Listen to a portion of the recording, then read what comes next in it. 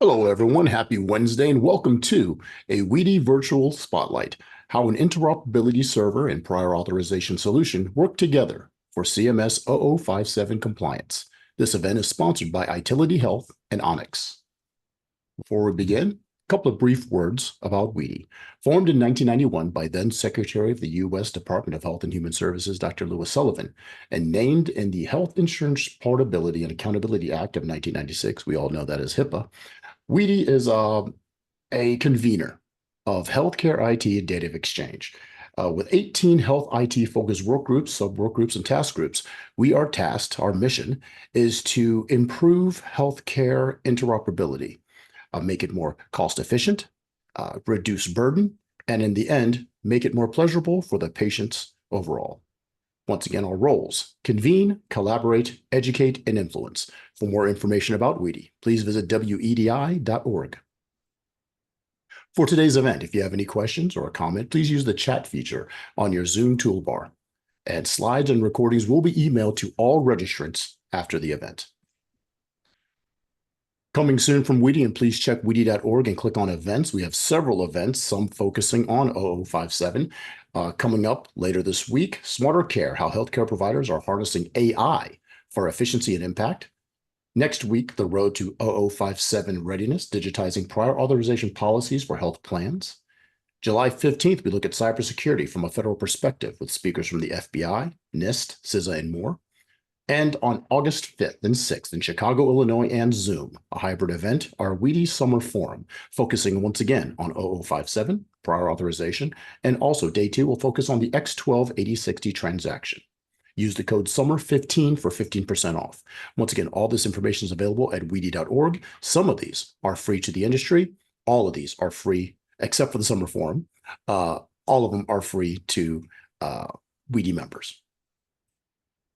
And now it's my pleasure to introduce Michael Lunzer, CEO and founder of Itility Health. All right. Thank you very much, Michael. Appreciate the wonderful introduction from WEDI for today's event. Again, we will be focusing our conversation today on interoperability and the prior authorization platforms working together. Appropriately, we've got Itility Health here presenting as the prior authorization platform and Onyx as the interoperability side of this equation. We'll start out with some quick introductions. I'll toss it over to Mark first, and then Balaji and Keith, and then I'll follow it up. So Mark, do you want to give a brief introduction of yourself? Certainly. Thanks, Michael. It's great to be partnered here with you to do what we hope is going to be a fascinating demo. A lot of people here at WEDI probably know me, Mark Scrimshire, Chief Interoperability Officer at Onyx.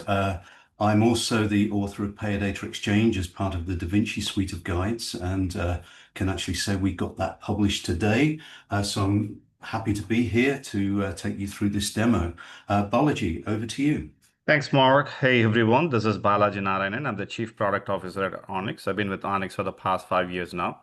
And my background includes I have about 3 decades of technology experience and about 2 decades in the healthcare. I take care of all the 0057 product development and implementations. Looking forward for the session. Thank you. Michael. My name is Keith Frick. I'm a former Epic employee and now evangelist for standards within the healthcare space. I started Epic in 2010 and I've been working with the Itility Health team for the last 3 years to drive broad adoption of these APIs that standardize everything we need for prior authorization and burn reduction. Go ahead, Michael. Thank you, Keith, Mark, and Balaji. I'm really pleased to be on the same panel as 3 really great experts. My name is Michael Lunzer. I'm CEO and founder of Itility Health. My background is about 15 years in high-tech product management, and ultimately founded a few entrepreneurial companies the last 20 years, including all of those in healthcare. So excited to have the opportunity to talk with you about this really important and pressing mission of solving prior authorization, specifically around the 0057 opportunity. we wanted to start out with just a brief overview of what we hope to answer questions for you today. First of all, what we want to make sure that you understand at the end of this presentation is what are some of the key CMS-0057 requirements and deadlines for payers? What tools do payers need to support the prior authorization portion of 0057? And then what is the role of interoperability servers in the prior authorization data exchange? Specifically, how do interoperability servers and prior auth platforms kind of integrate? And then next, how do delegated vendors and care guideline criteria vendors fit into a multi-vendor solution? And that ultimately is what we're finding is most clients end up using multiple care guideline vendors, multiple delegated vendors, and one prior auth platform vendor, along with an interoperability server. So how do all those pieces fit together? And similarly, how do payer-owned medical policies or care guidelines and criteria fit into that solution? Where do we put those medical policies, and what do we have to do to make those blend into this multidimensional environment? Next up, how do I connect to providers? We find a lot of payers are trying to understand what is that provider side connection going to look like?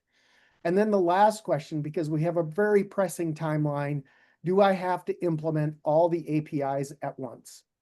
So those are the questions we'll address today.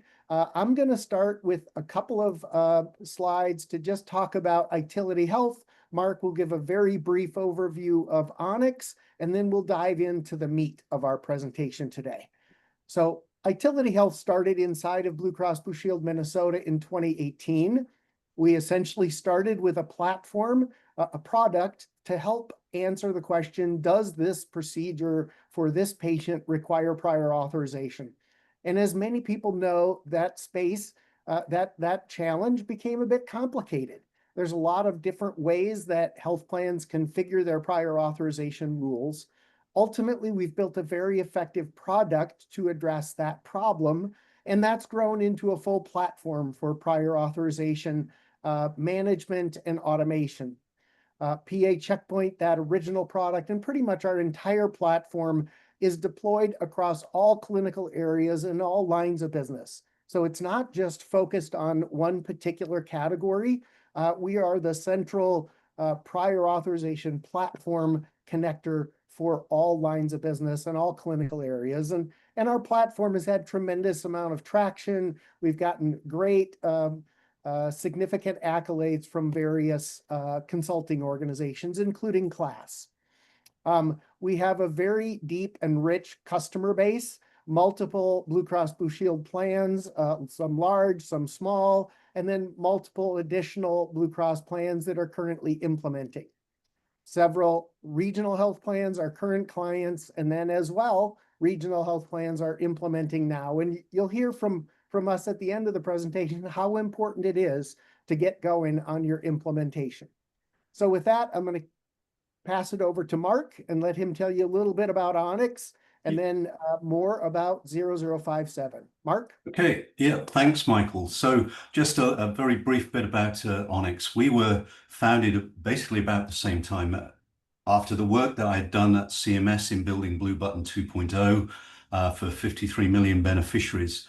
We got together back in 2018 with Microsoft, and we basically co-developed the platform that today we call Onyx OS. That platform has been implemented across multiple payers, across multiple Medicaid state agencies, and we provide both the CMS-9115, the original patient access API capability, but now also the prior authorization or CMS-0057 compliance requirements.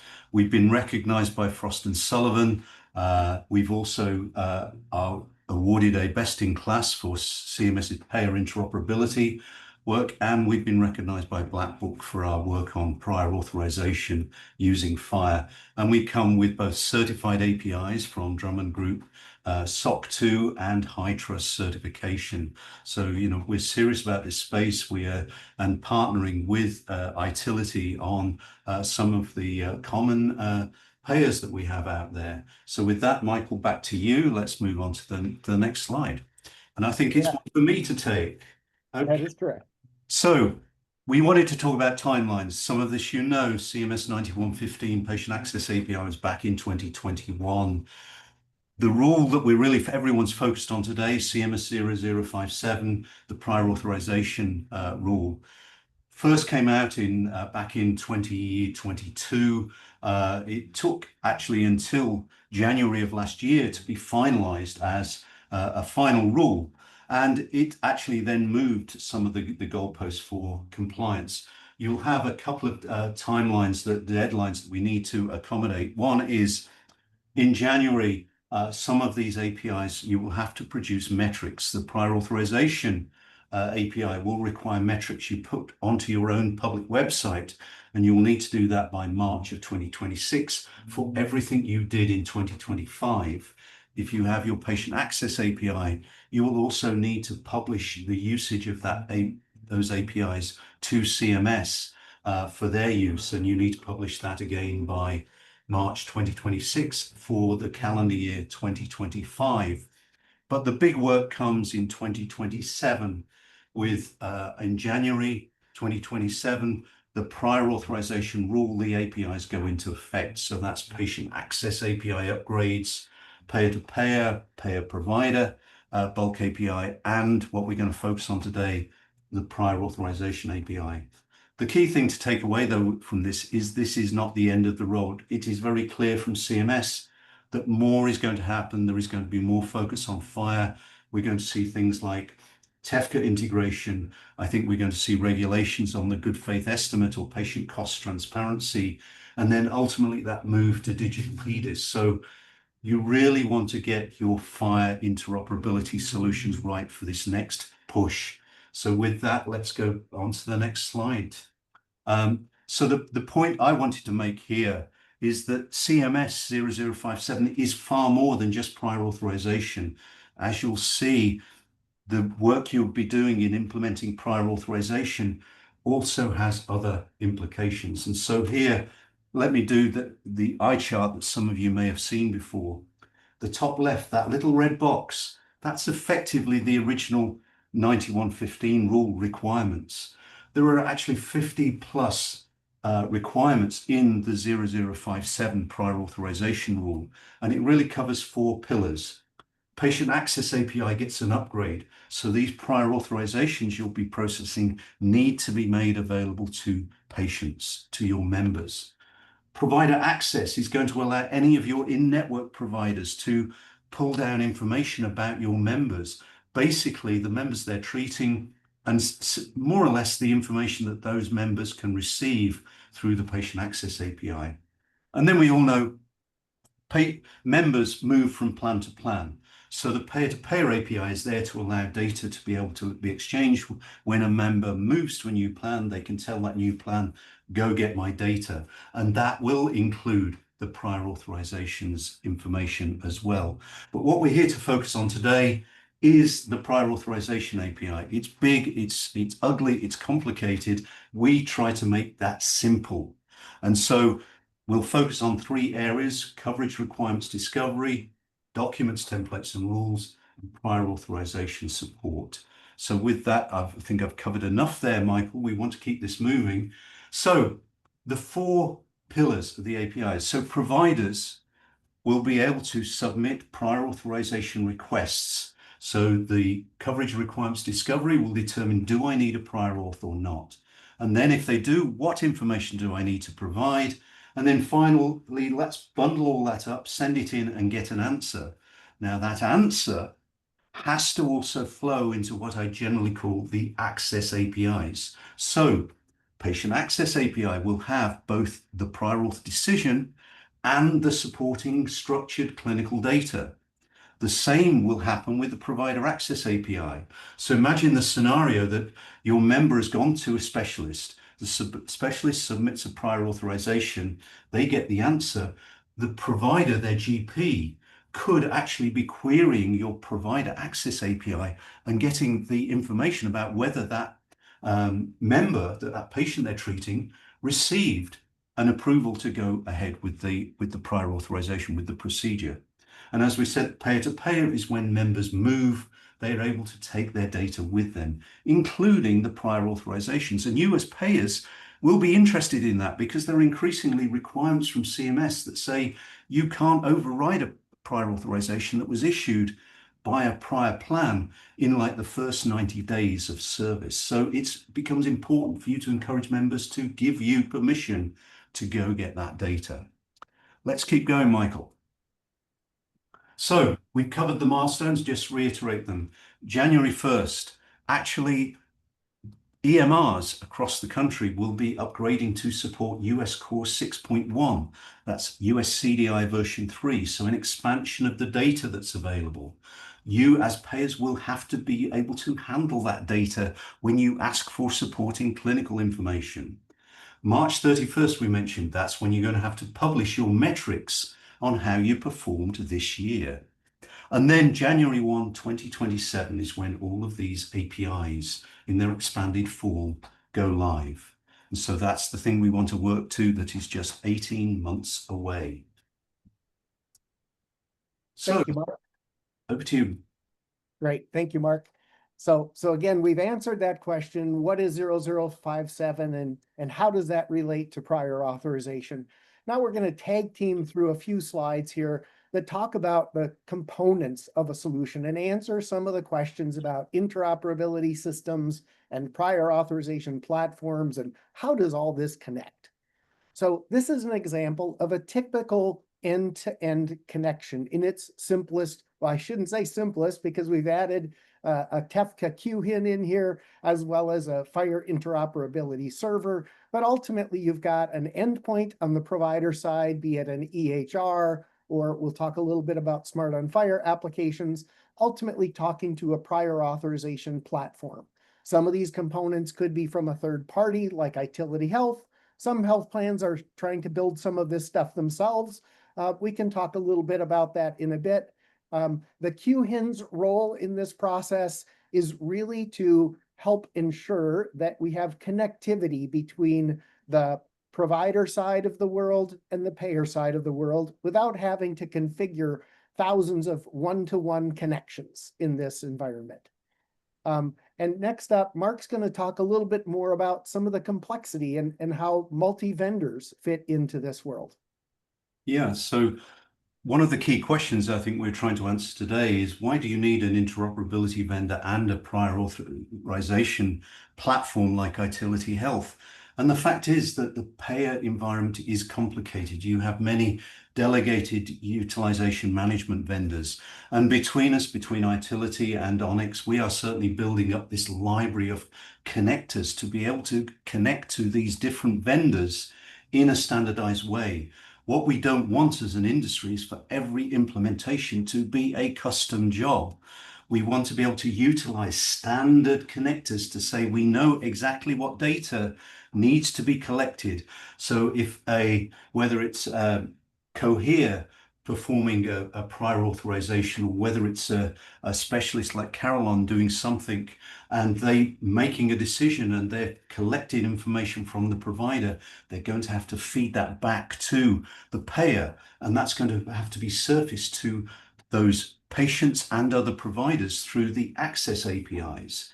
And so we, I think, jointly are working to see that we've got as many of those standardized connectors, all talking preferably using the FHIR APIs that are defined in the implementation guides that CMS points to in both their 0057 rule, where they make them recommended implementation guides, but also in the enforcement discretion that was issued by the National Standards Group, where they again point to all of these FHIR implementation guides that are utilized in the CMS regulation. So back to you, Michael. One of the things, as we kind of take apart that previous slide a little bit and describe it in terms of the specific APIs, So for instance, we're in this picture, we're putting Onyx and a QHIN kind of in the middle box, and we're assuming that there's an EMR or a Smart on Fire application at the provider, and the payer solution for prior authorization is Itility Health.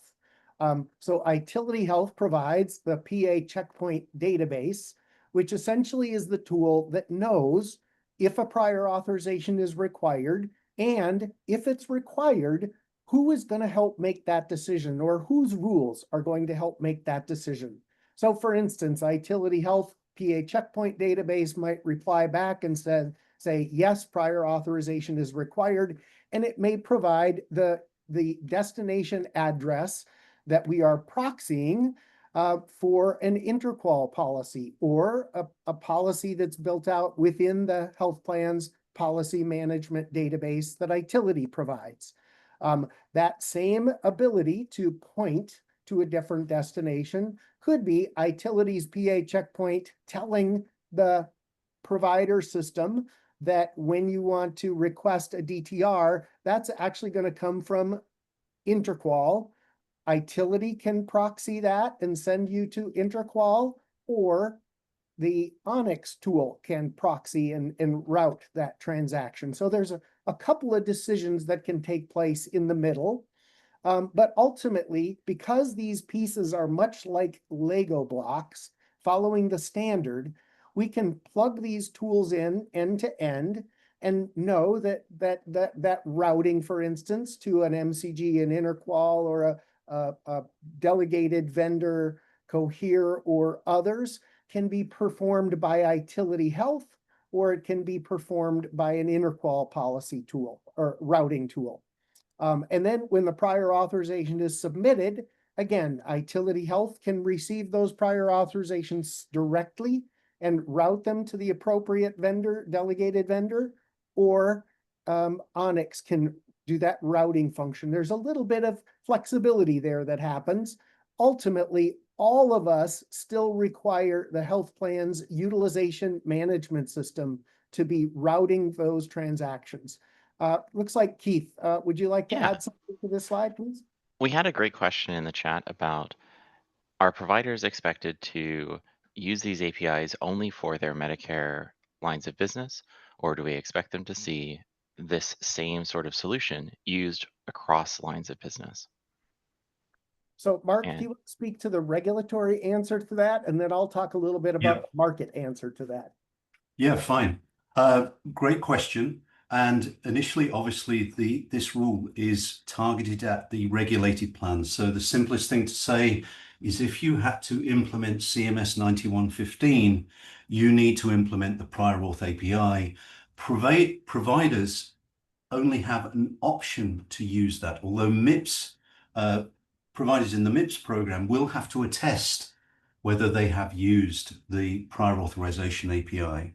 But Michael, I think you will probably reiterate what we're seeing in the market, that payers are definitely asking about expanding this to the full line of business eventually. Exactly. In fact, we're seeing our customers embracing this for their full line of business right out of the gate. And I think the thing that's exciting about prior authorization APIs, if you can call that exciting, but I'm very mission driven, and we're trying to solve this big problem for the industry. And this solution, this FHIR-based approach, is really the killer application for interoperability. We have both sides aligned in wanting change, highly desiring this change, and now we have a toolkit that's going to deliver on that premise. So the provider ultimately will be able to stay inside their EMR or one application on their end if they procure something, and be able to perform everything inside their application instead of having to go to 50 different portals or different web pages. This is a really meaningful impact, and that really ultimately is going to benefit the patient. So again, we've talked a little bit about the infrastructure here. We do want to do one nod to what happens on the provider side. There is some confusion around what pieces do I need as a payer? What do I need to provide? Well, first of all, the ultimate vision for this functionality of APIs talking to providers would be that their EHR, the provider's EHR, would natively support all of these prior authorization APIs. And of course, when something is natively coupled inside of an application, it's going to feel the most integrated and best user experience. However, we also know that these EHR systems have varying levels of development pace. And so we'll see for a long time now some variance in what those EHR providers support. And so in the HL7 specifications, there's also provided room for something called a Smart on Fire application. It's important to note that early on, when these APIs were first being talked about and tested, we were seeing the companies that provided payer solutions providing their own Smart on Fire application that was kind of using the standard, but very tightly coupled with the payer platform. And that meant that if you bought somebody's payer platform and you gave your providers their application, they might not be able to use that application for other payers. This market has evolved, and now it's become clear that Smart on Fire applications will be something that, for the most part, the provider selects. It's not something necessarily that the payer has to provide coupled with their platform. We are all supposed to be talking over the same standards, and in that way, the provider should have one application, whether it's inside their EHR or outside their EHR, that's capable of talking to every payer's back-end system, utility health type system that's provided to help manage prior authorizations. Michael, I think that's the key. That's absolutely the key point here, is that the provider will have one way of making a request as to whether a prior auth is needed and then being processed. What we absolutely don't want is basically moving each payer's provider portal into the provider's workflow. We've just moved the problem. And so it's really looking at one method that a provider has to request a prior auth of any payer. And we've seen some really exciting implementations of this inside of the HL7 demonstration groups, where Epic or Multi-Plan have the ability to, Multicare have the ability to talk to multiple payer systems, all using the same user interface, so that the provider user doesn't have to decide where I'm going. It's all automatic and it looks the same for that user, no matter which payer they're talking to. So we've reached the exciting part of our meeting today. We wanted to do some live demonstrations. I think that's where the key is, that helps to illustrate how does all this work and why would I have these three boxes in place.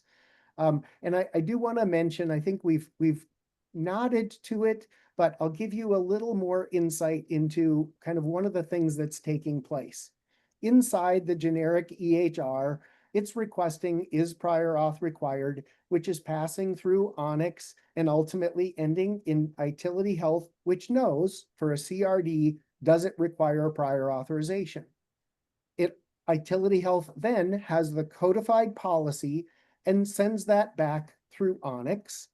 When the generic EHR submits that prior authorization, again, that flows through Onyx, and Utility Health receives that, can make automated decisions, send that to the utilization management system of the health plan. And then when a prior authorization is approved, it passes back through Onyx to the EHR. Well, Onyx, being in the middle of this transaction, is able to see what's happening. So Onyx is able to record, for instance, when a prior auth request comes to Utility and when an answer comes back. And therefore, Onyx can assist in the patient access API, being able to know the status of that transaction. Keith, do you want to mention something? Yeah, Nancy and Ralph in the chat have two questions that really answer one another. Could provider organizations connect directly to payer APIs? Yes, absolutely. But how do we achieve the scale necessary to provide a universal solution? And that's through the support of TEFCA QHINs. It's through the support of interoperability servers.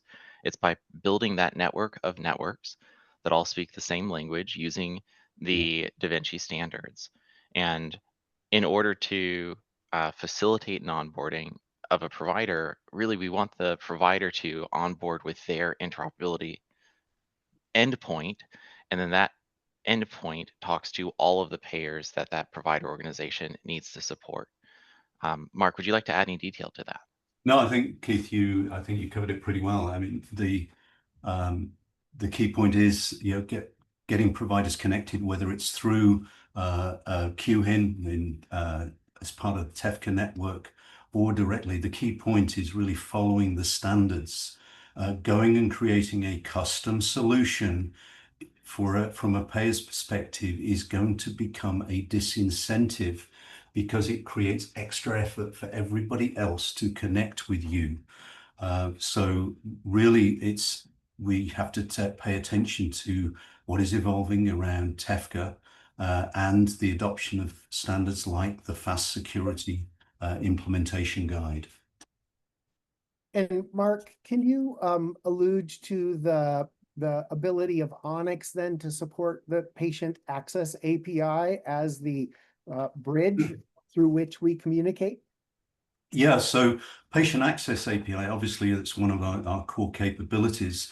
With being able to capture this data coming from either from the payer or from Itility or from other vendors, we can take the prior authorization information, including that supporting data, we can convert that into the appropriate formats. So prior auth needs to become basically a payer data exchange prior authorization resource that's defined in the guide I wrote. And so that will be available for members to be able to use an app of their choice to be able to retrieve that data.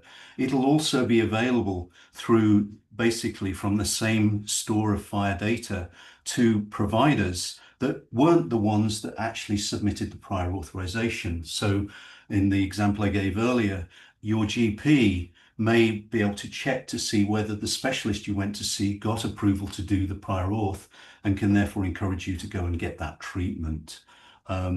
And that's really the capability that Onyx is providing, bringing all of that data together and making it available using these FHIR standards. All right. I think it's time for a demo. So I think what we'll start with, and Michael McNutt, could you make Emmanuel Anthony the co-host so he can share? And then Emmanuel, if you can bring up. Share the screen, yeah. Done.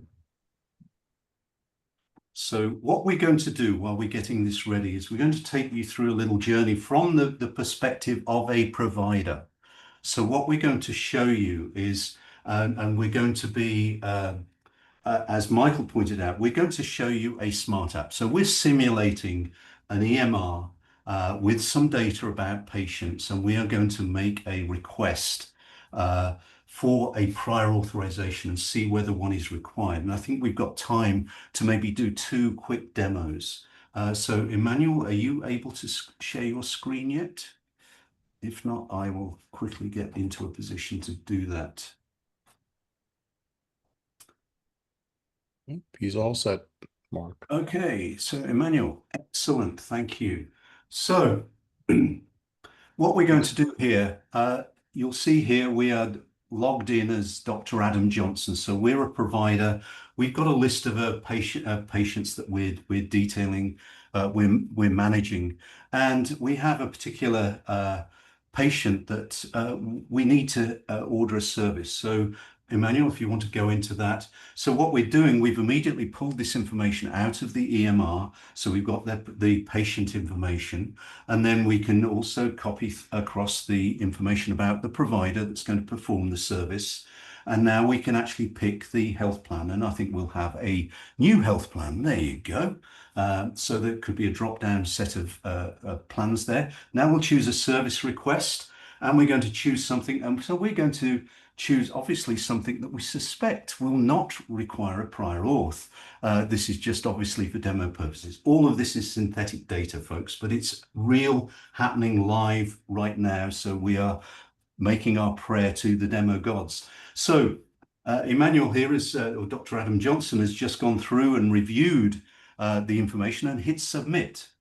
And it's immediately come back. Can you believe it? That quickly, it's come back. So we've gone and checked with Itility whether this particular service requires a prior auth. It says, no, you don't. So we can actually, if we want, record this information into the EMR, if it allows us to do that.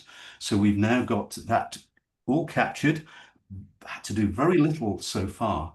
So we know now that that patient, we can go ahead and book the service. So let's maybe do something a little more complicated. And so we're going to submit another prior auth. So this patient obviously is having a few problems. And we're going to go through the same process again. We're going to pull that data forward from the patient record. We can then go and pick the provider, and we can pull through the health plan. And we're going with a different health plan. He has different insurance. That's great. So here we're going for a service request, and we're going to choose something. Would you believe it might need an auth needed? And so we'll submit the date, and we're going to review this information so that you can go back in and make any changes if you needed to. But let's submit this information and see what happens. And it's come back immediately and saying, look, prior auth is required. That means I'm going to have to put in some additional data to be able to get an answer on whether a prior auth is approved. Again, we can record this into the EMR. That's successfully happened. So now I think we want to go and do the questionnaire. So what's happened is we've received back from Itility a questionnaire and something called clinical quality language. And we're going to basically submit that to the EMR. So first, unfortunately, we're doing this for the first time today, so we're going to have to log in to the EMR. So I'm actually connecting in. I've launched this, automatically launched this new smart app that is going to take this questionnaire, and the clinical quality language is going to ask some questions of the EMR. And what will hopefully happen as we go through, yes, let's allow these decisions to be made. We're going to work through it. So now what's happening is that there is a series of data being collected. It's been pulling information from the EMR. This may take a second or two to actually happen. So we're pulling all this together. So there's been this query into the EMR to get the information that the payer requires.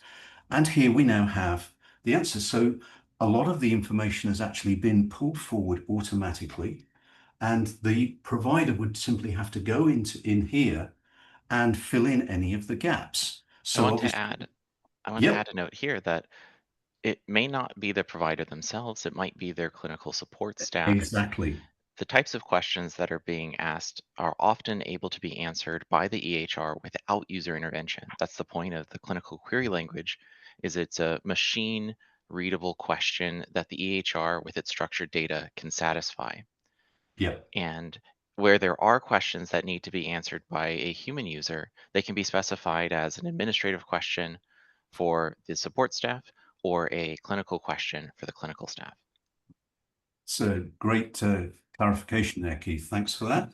Mark and Keith, just to add to this one, everything is integrated with the Itility APIs through secure protocols, through MTLS certifications and stuff like that. So we don't need to worry about any interjection in between. So it's all secure. So Emmanuel, maybe we'll go and look at that PAS request bundle. So what's this? This is we've now gone and got the data out of the EMR. We put this together into what we call a FHIR bundle. So it's a whole set of records that have been compiled automatically, taking that information, including the additions that may have been made by the physician or their support staff. And this is now a standard bundle. And what we're going to do, I think, is actually submit this back to Itility so that you can now do more of the magic behind the curtain. And here we have actually submitted that request. And we have actually got some information coming back. So we have some information about the insurer and so forth. So we've now registered that in the Onyx Interoperability, the Onyx OS platform. And so I think with that, we're at the end of our part of the demo. So Michael, is it you or Keith going to take over and we can now... No, Mark, there's still a piece to it wherein Okay. the claims response that came back from the ITLT is ingested into the Fire server. And what we are seeing in here is it's attached to the Access APIs right now. And we are querying as a patient through any third-party app, they can query the Fire server for the specific member and be able to look at the claims response where the decisions were ingested back into the Fire server is being pulled in. So this completely closes the whole loop wherein you raised a request through a EMR through a prior authorization request, and it's routed, and then we made a decision whether a prior authorization is required or not. If a prior authorization is required, then obviously there was a questionnaire form that came back from the ITLT based on the policy management, which got rendered and then presented to the providers. And the provider will be reviewing that, approving it, and then submit the prior authorization bundle through the $submit process, which goes back to ITLT. And then a decision is made with the cards coming back saying that the prior authorization is approved. And that is ingested into the Fire server to attach it or integrated with the Access APIs. And through the Postman, we retrieved that claims response bundle that came back from and attached to the Access APIs. So any third parties that wanted to see the prior authorization details of a member can also query them and then be able to retrieve it. So this completely circuits the loop, completes the circuit, and the whole end-to-end process was defined in here. Excellent. Okay, so I think we've completely demonstrated that end-to-end solution. So Michael, I think it's back to you. Yes, so I just wanted to, again, I'll grab control of the screen here.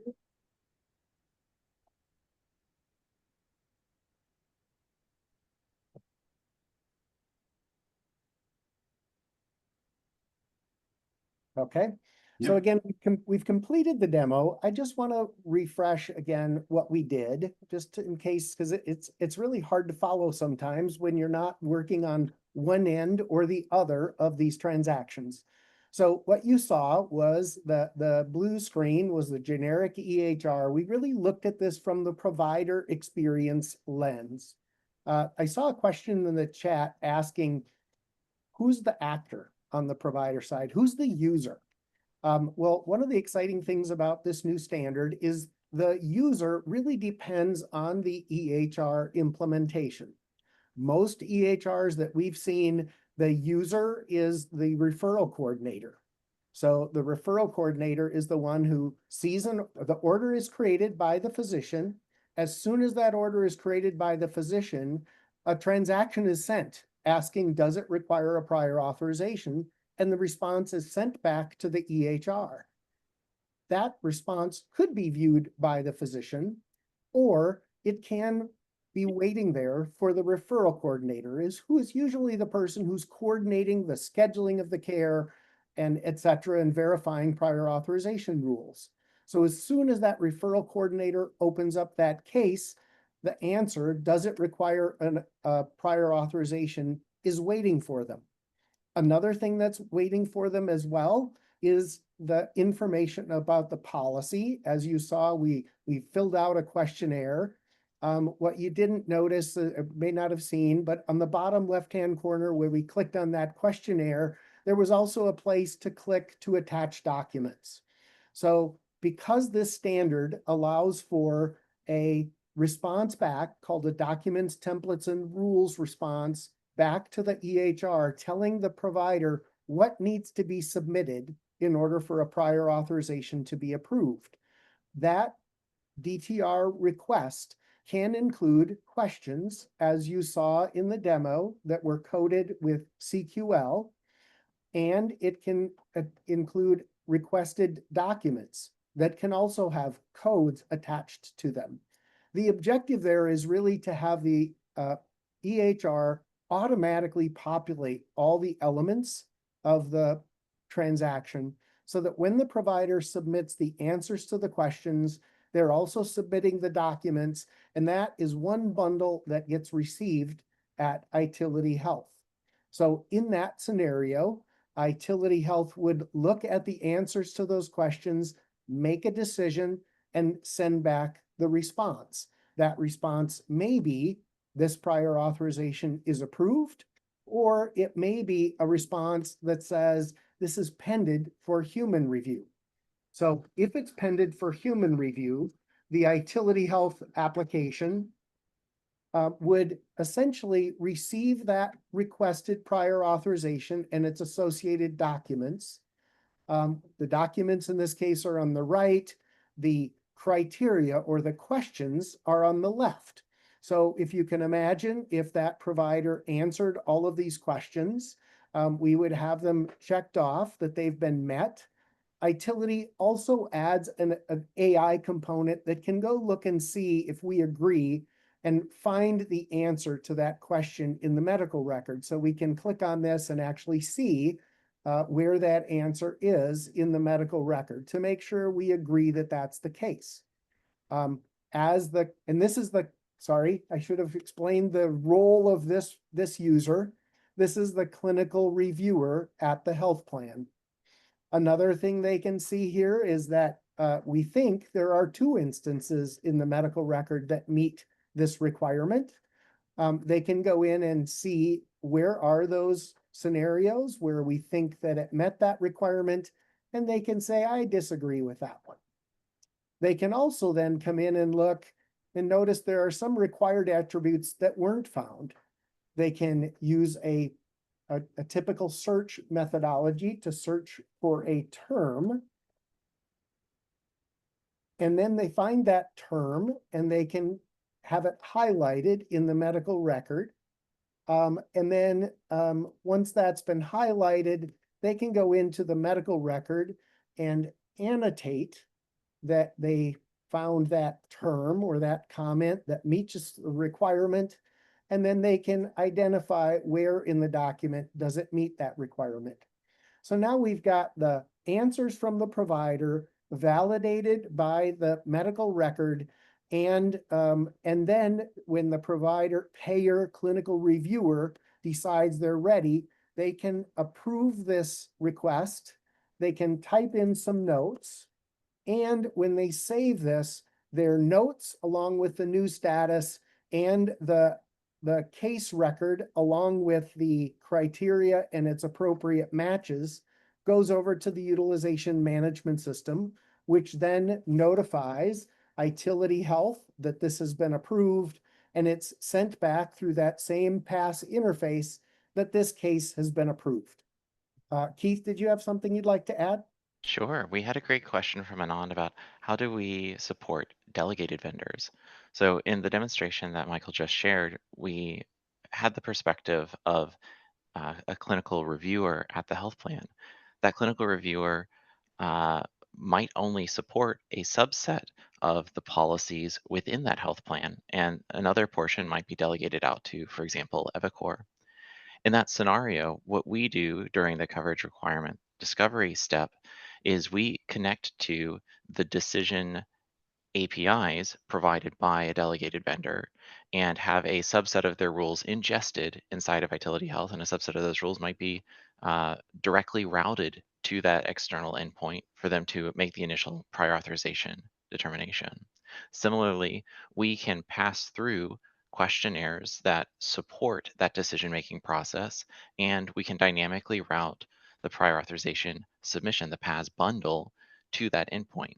So for example, if your plan uses eviCore to make decisions about certain musculoskeletal procedures, we can route that initial prior authorization request. We can go and retrieve the questionnaire, and we can deliver the PAS bundle to that delegated third party, with the end result being that the delegated third party is still going to reply with the decision, still going to reply with the prior authorization submission with that approved status or needs information status, so that the EHR can use these same APIs and that same single connection to fill in the required information.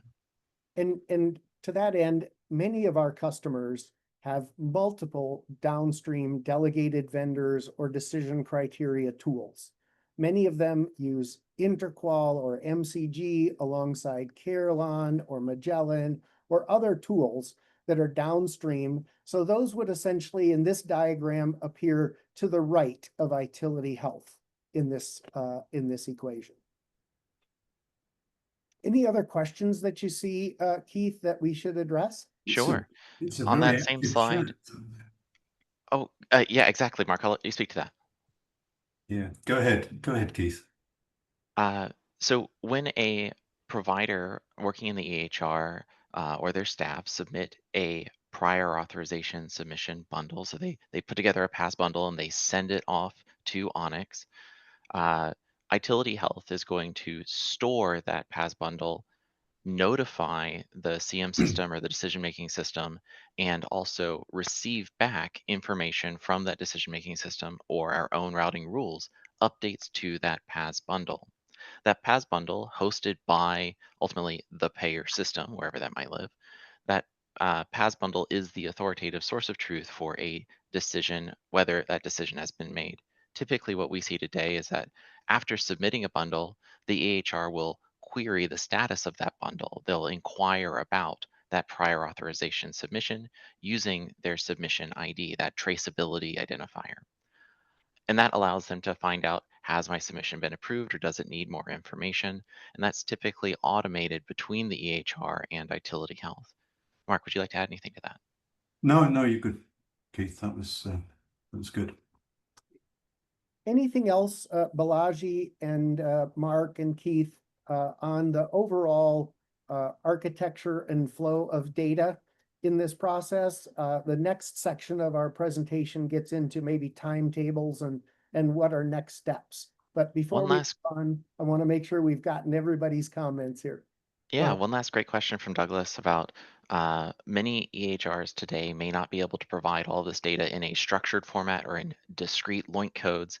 And so what we saw as part of Michael's demo was that we can also ingest documents, and that's part of where AI can be used to highlight for a clinical reviewer the portion of a document or submission that has a high probability of answering the question within the policy. So the policy might say, does this patient have an impaired function or impaired activities of daily living? That might not be a discreetly answered question in the documents that the provider office submitted, but AI can help the provider, the clinical reviewer, find that relevant piece of information and highlight it for them so that they can say, yes, this answers that question. Yes, this meets that requirement.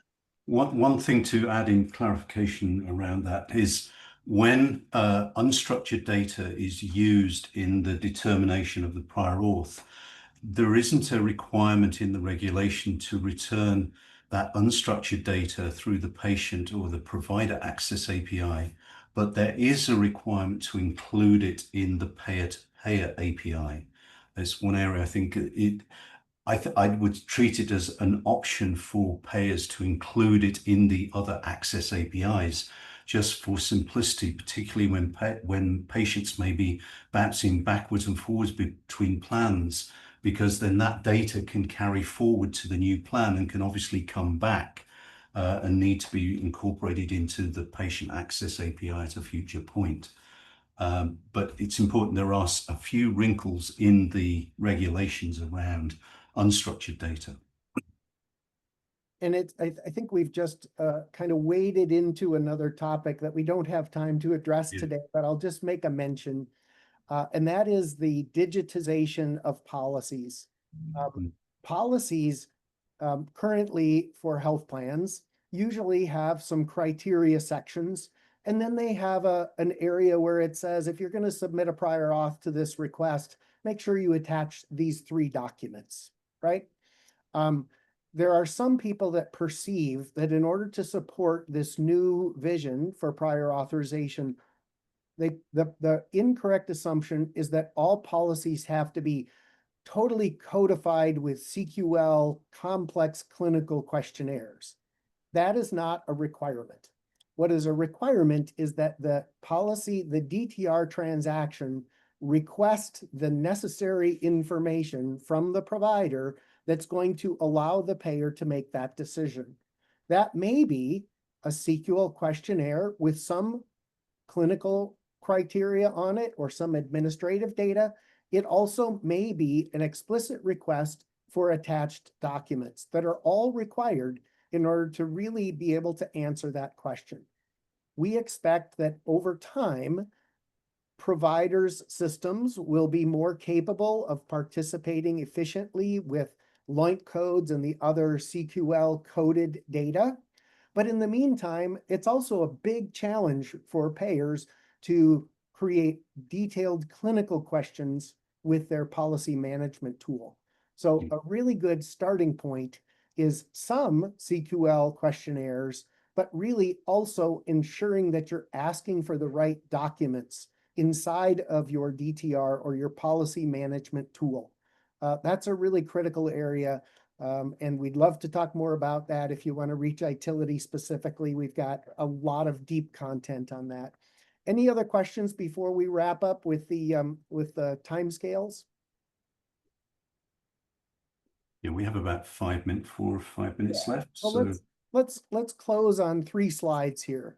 One of the questions that we get often is, do we have to implement all of this at once?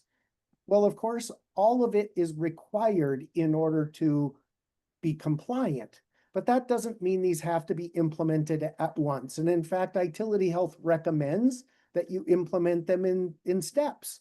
The CRD or is auth required brings a tremendous amount of value to the payer and the provider, can be exposed on the public website, and that brings a lot of value. And it's a fairly light lift from an Itility Health perspective. Then you can move on to your policies and the actual full integration of all of the APIs. And Itility, as I showed you, has a decision support tool that can fit at the end of that process. But it doesn't have to be done at once, and there are benefits to doing it in a series. Mark, you've got a couple of slides I'd like you to finish up with. Sure. And one point to just really double down on what you said there. What the evidence in testing has shown is that in many cases, providers are putting in prior auths just in case.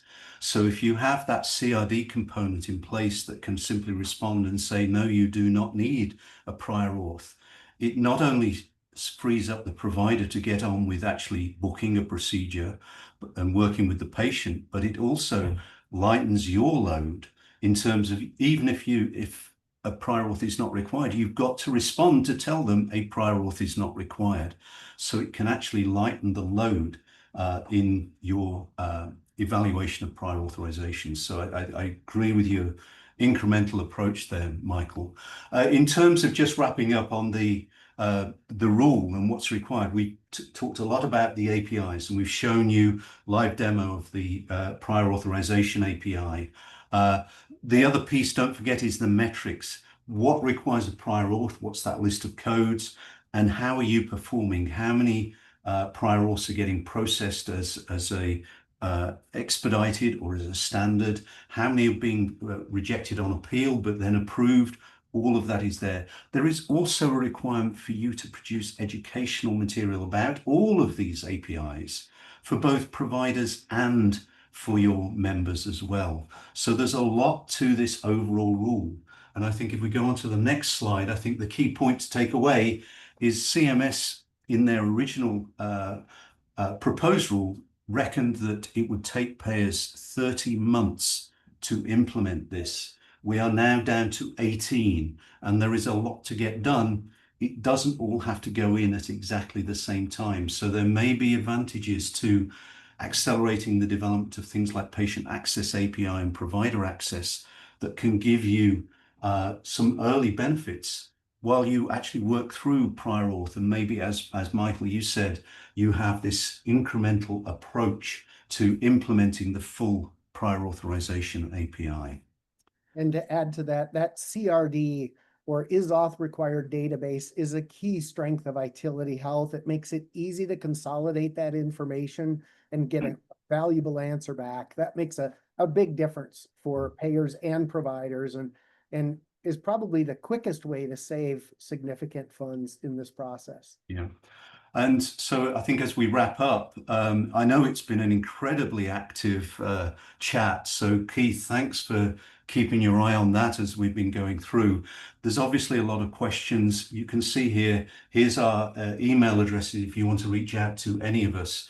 We're here to help. We've been working through this. We understand the standards, and we are here to help you. So please don't hesitate to reach out to any one of us. Thank you, everybody. Thank And you. thank you, Michael, Mark, Keith, and Balaji for a fantastic presentation. And thank you to Itility Health and Onyx, the sponsors for this event. This concludes our event today. Just wanted to pass along that the education continues with WEDI this Friday, June 20th. Smarter Care, how healthcare providers are harnessing AI for efficiency and impact. Additionally, we have several events continually looking at 0057, June 26th, looking at digitizing prior authorization policies for health plans, sponsored by Cohere. And August 5th and 6th, our summer forum will look extensively at 0057 prior authorization and the X12 8060 transaction. That event is hybrid, available in Chicago, Illinois, and Zoom. Use the code SUMMER15 for 15% off. And once again, all this information is available at wedi.org and click on events. Once again, Michael, Mark, Balaji, and Keith, thank you very much. Everyone, have a fantastic day. Well, Thank you. Thanks.